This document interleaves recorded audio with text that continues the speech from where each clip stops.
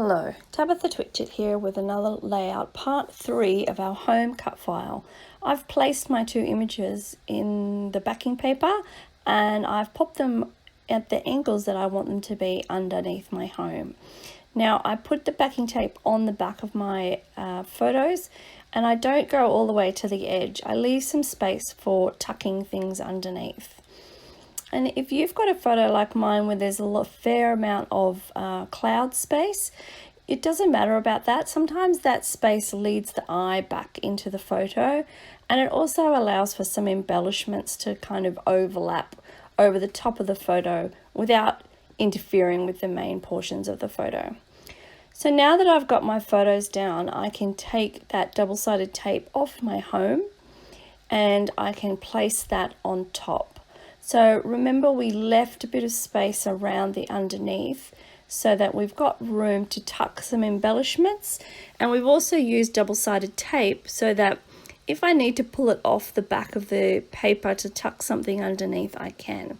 And if I use glue, I wouldn't be able to do that. So just tucking it on, pressing it down, making it fit nicely, and have it all positioned. So fabulous. So moving on, I've got my chipboards on the side. Now I like to take them off and place them and so that I can see them on the page. So often I will push all my chipboards out of the frame as I'm doing now. Some of those tiny little ones that are really small, so I save them for later. But then I can sort of get the chipboard that I want on the white paper and place it on the page where I think it might go without sticking it down straight away. So I'm see me try out a few different things and think about what I'm going to put where. So because I've got the base down, it's just a matter of fiddling around with all the little bits and pieces that you get in the kit and finding what's going to work with your photo. Now often I will move things around and then change my mind, which is very much often the case, and often that's not a good thing, so it's good not to be able to stick them down first. So I sort of get to a point where I'm happy and then I stick some of them down and then I keep moving some more around again. So as you can see with the stickers, I cut around the stickers. I don't actually take them off the sticker sheet. What I do is I cut around them while they're still on the backing paper, and then I place them on the page where I might try them out. So I've got a little picture perfect there on the right, and funnily enough that doesn't stay there. It kind of looks cute now, but I change my mind as the creative process moves along. But I do keep the home sweet home across the H and the O, and I end up embellishing that a little bit more as well. So this is my happy place. That started in the middle of it and I found that it was a little bit too heavy, so it ended up on the left hand side. So just cutting off my embellishments to see a bit more of them. And then I bring in some fussy cut flowers. So we've fussy cut them off one of the sheets in the pack, and I fussy cut the little ones as well as the big ones. So I really like how tucking them in on each side of that ribbon, it kind of makes the base of the home pop out a little bit more.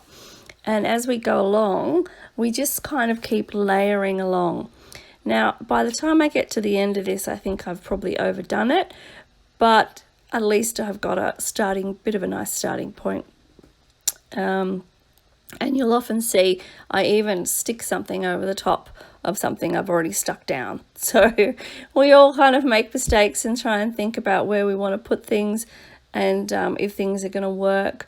So it just depends sometimes on your photo and what you want your photo to look like. So as you can see, I'm trying the chair on the left hand side now. It ends up back on the right hand side, so it's just a matter of trial and error and see what looks good. So yeah, so I end up with the happy place on the left and the chair on the right, so that looks good to me. And then I just keep looking at all my little bits and moving them around. So designing is definitely a process of elimination, you know, trying things out, thinking about it, thinking about what might look nice with the photo or what kind of theme you're going for. And also not trying to overpower your photo. You still want your photos to be the main kind of focal point of your page, and you want them to be the feature. So these photos are quite a bit dark. I may even reprint these ones because these were probably printed back in the 1970s sometime.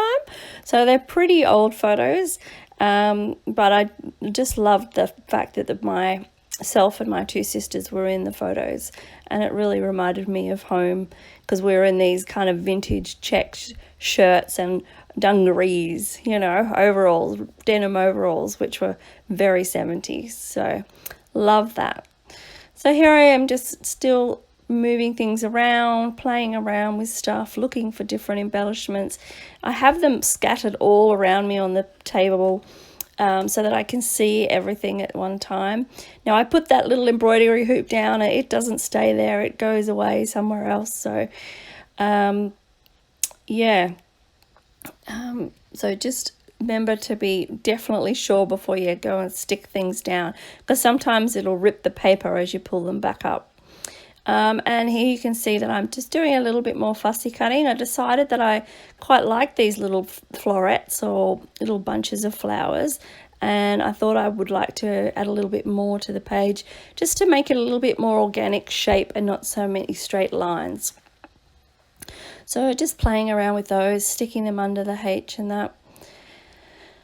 Yeah, so what else do we say? We should put some music on now, some like elevator music, so we can see how we're going along. So now I've decided, yeah, I'm definitely keeping that Home Sweet Home down there, so I'm going to stick that on with some double-sided tape. You'll also notice that throughout this thing I've got like 3 pairs of scissors on my table. I've got the orange pair, my big chunky pair for cutting through the back of the chipboard and through the main parts of the sticker paper. The blue pair there, that is my cutting my double-sided tape scissors. They end up with a little bit of glue residue on the scissors, and I don't want that on my really super sharp scissors. So the scissors I use to fussy cut are a different pair of scissors again, and they don't go anywhere near glue. They're kept nice and shiny and sharp, and yeah, so they're kept in it as different scissors again. So these two first florals, I put the glue on the top side and glued it to the top of the home, because there is a bit of a gap between and underneath, so I wanted them to be coming forward a little bit. So I glued them on. I did stick down the Picture Perfect on the left hand side, but decided I didn't like it there. So here you see I'm just trying a few flowers through the middle that I've fussy cut. I'm going back to my little florets, and I'm going to fussy cut some more because obviously I think, oh yeah, I'd like to add a few more of those. So kept going with those, put some little typography words in there. I think that one's called Memories, and I end up putting another one on top as well called Heritage. So Heritage Memories Home Sweet Home. It had balanced out quite nicely. And you can see I'm trying my butterflies over to the right, but I'm feeling like the right hand side is a little bit too brown. So the butterflies are brown and my chair's brown, so I felt like, oh, that side was starting to look a little bit too heavy in the brown. So, you know, as you take time out, do a little bit more fussy cutting. With my white scissors, you can see there, if I'm a little bit off screen, I sometimes forget that I'm supposed to be showing you what to do, so I sit back and relax and forget that I'm actually playing a video or recording a video. So yeah, so getting a different little flower up the top.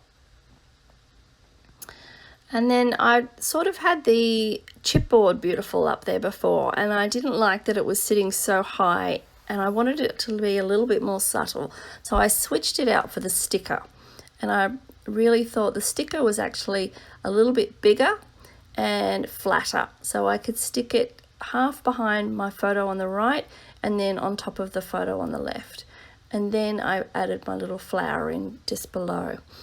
I can't even remember if the flower stays there. I think I mix that up again and I change it around. So yeah, all part of the creative process, moving things around, trying things out. I hope you enjoyed the layout today, and I'll show you some close-ups at the end of the video. Bye for now.